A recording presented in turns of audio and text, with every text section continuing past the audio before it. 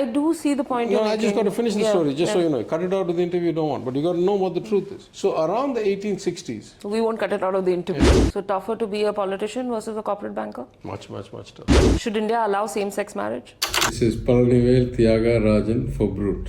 The Finance Minister of Tamil Nadu, Mr. Palanivel Thiaga Rajan, thank you so much for speaking to Brut today. Thank you. I'm going to ask you, we'll get to the finance bit and everything else in just a few seconds, okay. But I'm going to ask you my favorite question via social media. For a long time, I believe from 2016 to 2021, you were also heading the DMK IT wing. Tell us something, tell the common man something about social media that they don't know. It is more powerful than you think in some ways, and much less powerful than you think in other ways. In the sense that, especially YouTube, in my understanding, is probably the single kind of most widely watched medium anywhere. And that's largely because almost all the phones sold in India, Android phones, and they come with YouTube already installed, and you don't need an account, you don't need to register. So the utilization and reach of YouTube is amazing, phenomenal. Like, you know, I've been recognized on the streets of Perth, Western Australia, or Toronto, or London, or someplace, because YouTube is just ubiquitous, particularly in the Tamil diaspora and Tamil community. On the other hand, if you think you can win even an MLA election, just because you dominate social media, you're completely wrong. Right? What voters want on the ground is personal connect. I think social media has a couple of advantages. It's the ultimate democratic medium. Anybody who wants can start a channel or start a handle or a page, right? And as attractive as you can make yourself be, you get followers. So it doesn't require large investment in infrastructure like having a TV channel or radio station. That's the good news. The bad news is because the entry cost is zero, you can find a lot of nonsense, right? And it's a bit surprising. Think about it this way. There are huge propaganda factories out there. In fact, in my opinion, the real propaganda machines are not social media, not WhatsApp, not Facebook and Twitter. It's the TV channels and the newspapers that can be bought. Because people assume that if they see it on a computer, it may or may not be true. Or on a phone. But when they see it on TV, they think it's true. In fact, it's completely not the case. There's huge amounts of propaganda on traditional media. It's democratic, can't win elections, but super important. Just one quick question more on social media, and what I want to ask you is that do you think social media platforms have a lot of power and they need some kind of supervision and censoring? I have changed my mind in the last 2 weeks, right, or about 2 months, ever since the Twitter take private. It's very clear that one individual can do whatever he or she wants, at least for a long time before the regulators really swing into action. So, I used to think that the market had a natural equilibrium and wouldn't allow like crazies to kind of, you just have drop-off rates and people wouldn't congregate at places run by crazies, I thought. But now I'm not so sure anymore. So maybe I think there should be some, I'm not saying there should be censorship, I'm not saying there should be deep regulation, but I think there should be some accountability. I'm going to change tracks slightly, and in an interview with me, Kanimori Karunanidhi told me she's an atheist. She doesn't believe in God. You are known to be a staunch Hindu. I want to ask you, does it bother you? How do the dynamics work? The party that you belong to, the people heading it are atheists. Yes and no. I mean, this is a very interesting question, right? I don't flaunt my faith. I happen to be a believer. I am a very low-level believer compared to devout believers in the sense that I don't believe in many rituals. I don't believe in being in one place at one day. I don't believe in eating some things on some day and not some other day. I don't believe that only if I attend the highly popular festival, I will get the grace of God. I believe in my own way, and that belief is constant across time, date, cuisine, everything. I don't change there's not like, this is the most auspicious day, so I should. That's my way of believing. Other people may believe differently. My mother follows all those times. I don't. So the whole point of self-respect and individual choice is that all of us can coexist. What happens when that clashes? And we've seen A. Raja come out in news and, he said you are a Shudra, prostitute's son till you remain a Hindu. What do you do in a situation like this? Mr. Raja has his own interpretation. Mr. Raja comes from a community that has been oppressed for hundreds, if not thousands of years. He has an interpretation based on his understanding and his life and his reading of the papers, of the documents. He's entitled to his view.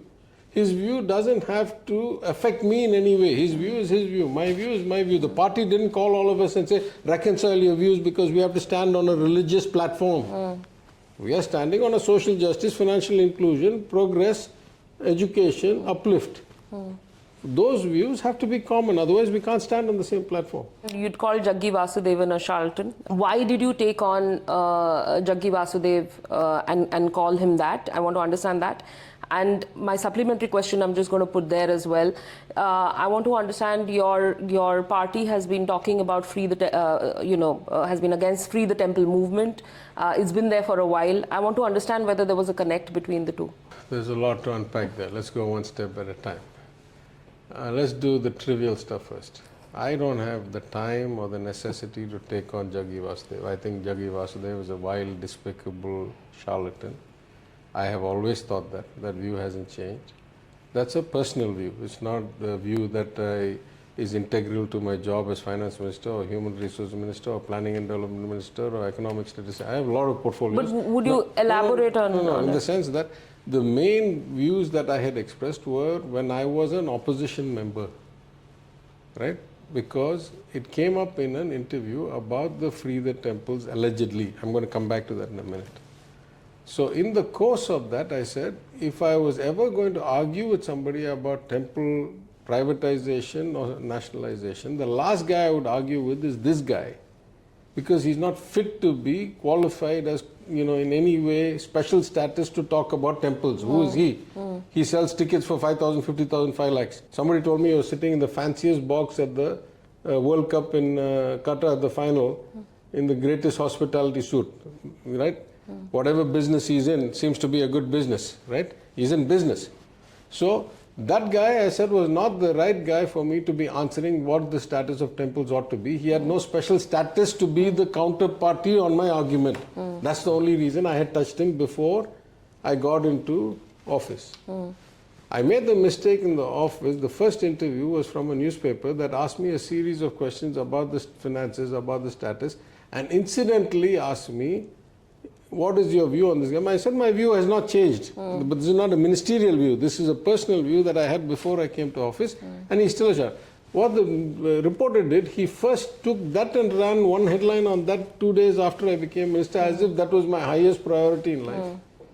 And then ran a second piece 3 days later with all the details of the finances and all the stuff. So it was never in my ambition to even touch on the guy. I have nothing to do with him. He's not a good person. My views have not changed. A lot of complaints have come, but it's not my day job. There's a lot of evil in the world. I'm not designated to be the evil fighter. Let's take the Madurai Meenakshi Amman temple or Tirupati or, take big temples. Padmanabha Swami temple is a good one. Who do these temples belong to? Who do they belong to? The people. Yeah, but who did they belong? No, who did they belong to? They belong to the kings. Kings. Okay, I see what you're saying. So when they were with the kings used them both as a source of patronage as well as a source of divinity or claiming divinity. I am the protector of the temple, therefore I am closer to God. This is how it happened in churches, in kings, in mosques and kings. Everywhere the ruling elite were with the temples and had ownership. Just like they had ownership of the kingdom, they had ownership of the temple. This is the history. Right? Now you take the Madurai temple, Madurai Meenakshi Amman temple in my constituency. At some point it was largely built by the Pandya kings and their predecessors. At some point it fell into the hands of the Chera kings. Right. At some other point it fell into the hands of the Cholas when they took over all of it. At some other point it fell into the hands of the Muslim Khiljis who came down, the generals who came down from the Mughal Empire and then decided to run independently without paying rent to the Delhi Empire. Then it got taken over by the Vijayanagaram kings, Nayak kings, who took over and ran. And then the Nayak kings went and the East India Company came. And then the East India Company took over the temple. Right? Right. So all of this, who now owns the temple? You go from East India Company to government of the United Kingdom, the Queen, and then to independence. Who should own this temple? I do see the point you're No, I making. just got to finish the story, just so you know. Cut it out of the interview, you don't want. But you got to know what the truth is. So around the 1860s, We won't cut it out of the interview. around the 1860s, a whole bunch of people went and complained to the after the British East India Company was found to be doing extremely bad things, and the Crown cancelled the charter, and the government, the Queen took over the Kingdom of India directly. After the first charter ran full, the second charter was cancelled halfway, thrown out, government took assets. Minute the government took all the control, a lot of people went and complained to the viceroys, the governor generals, and said these temples are being turned into dens of bad activity. The state needs to take them over. So in the 1890s or so, in the Madras presidency, a committee of eminent Brahmin gentlemen was formed to go look into the issue. And they came back and gave a report and said, yes, there is no clear ownership, there is no clear trusteeship. Small temple, my land, my jameen, my panne, I know, it's my family's. Right. But the king's temple, there's no king left. Right? So they recommended that the crown should take them over. And they should be regulated and run through government-controlled trusts. So when you say free the temples, I ask 2 or 3 questions. Free it from whom? And give it to whom? Right? If you say, is the department less than ideal? Yes, all departments are less than ideal. If you say, is going to be given, who should we give it to? Why should I give it to Jaggi Vasudev? Is he a special status human being? Who will I give it to? Then there's a bigger problem. If this is going to be the basis for whatever is to be kind of plus or minus, where will I elect or select or justify constitutionally who gets to manage or own a temple that belonged only to the king? I think, Mr. Minister, we'll probably need a day at least to talk about this. But I do think that there is also a little bit of contradiction in the story that you told me and what we are discussing on Free the Temples. But like What I is said, the contradiction would be that if you look at, and I don't mean to get into the Hindu, Muslim, Christianity debate here, but because we are talking about Free the Temple movement, you do have other religious sects. Good point. Monuments Good which are not under the state. That's one portion of it. Nothing is under the state. No, let's be very clear. The HRC board operates independently. We appoint officers, but their employees don't shift. They don't be one day PWD, one day HRC, one day housing. HRC is HRC. The ministers from the government, but everybody else operates. I think the top 2 officers like commissioner and all that change, but everybody else is within the department, number 1. Number 2, there is a Waqf board. The Waqf board is also administered by the government of Tamil Nadu. All the ancient mosques are with the Waqf. Number 3, the Christian churches, the British government was smart enough that they brought the Church Nationalisation Act while they were here itself. And by nationalisation, they set up the Church of South India, the Church of North India, the dioceses, and they moved all the churches out of the Church of England and out of independent hands into these boards by themselves. Now the question is, are those boards regulated less rigorously than the HR&CE board? The answer is maybe. But that is why we, along with other states, are now passing new legislation. We already passed one and it was withdrawn for different reasons. I would love to talk to you about this much longer, but I have to get on to some fun questions, as I call them, because we have a young audience and I'd really like to know your views on this. So moving away from politics for a little bit, I went through your website and it says, stay current with computer, networking and audio systems technology, can set up, repair most current home use level systems. So my team wants to know, can you fix a mixer grinder for dosa idli? No, that was probably true till only about 3-4 years ago. I used to be an engineer and I'm pretty good with my hands and I can dismantle and connect things up. But the technology around networking and IoT and all has changed so dramatically in the last 2-3 years that I probably can't keep up. But till about 2016, 17, 18, I was probably current. Okay. So it's tough. Now it's too much. Was hands-on, now it's too much with technology changing.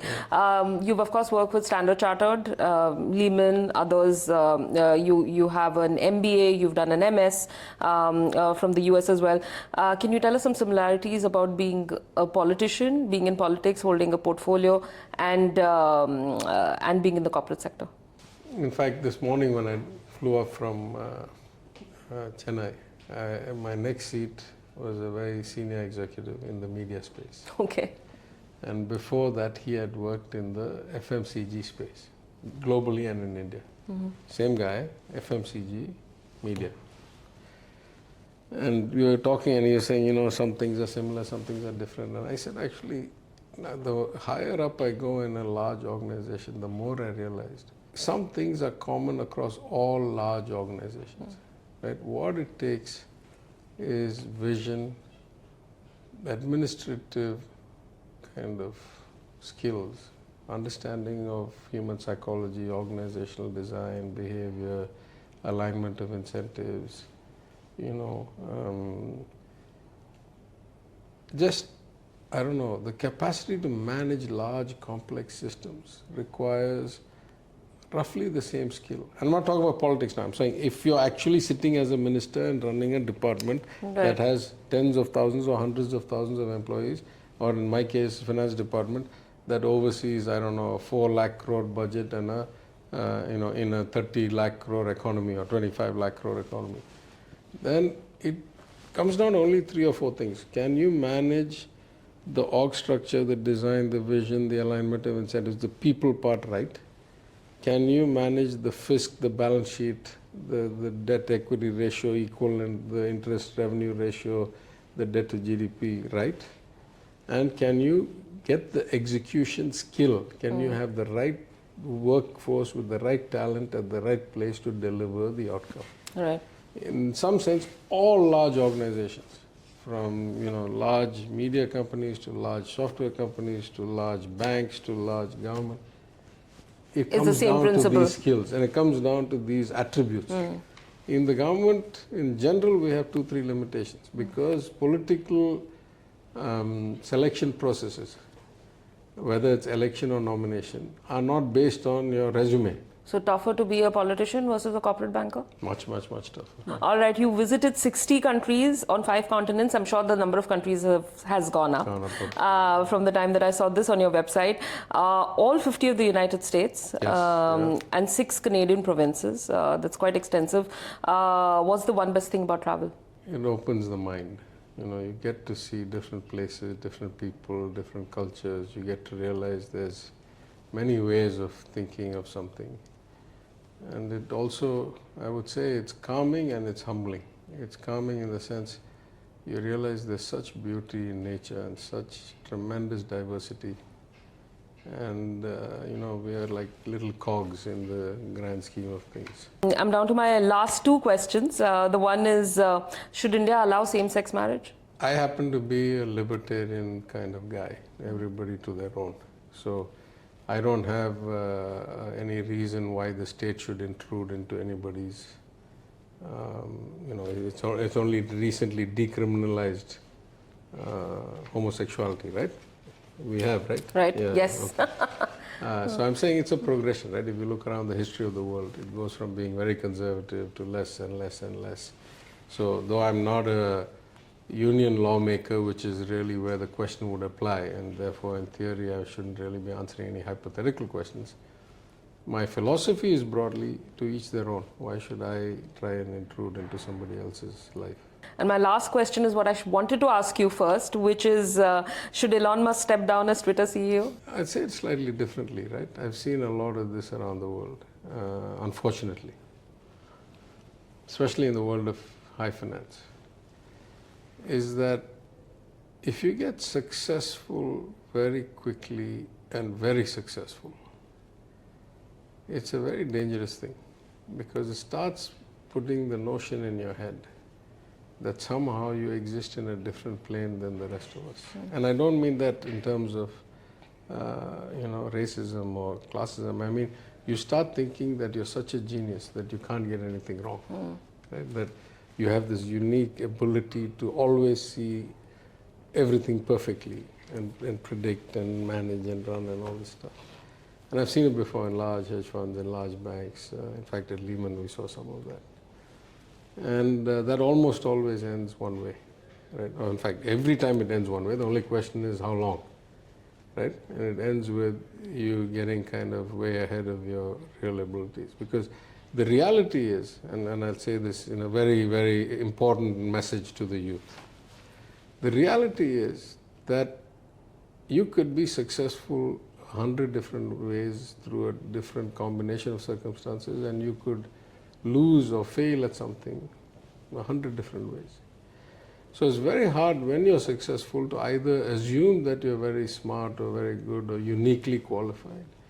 And the same way, just because you fail at something, you shouldn't let that failure determine your self-worth or your self-understanding or realization.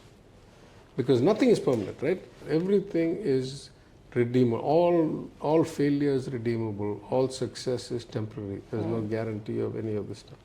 But most people who get really successful really fast forget that.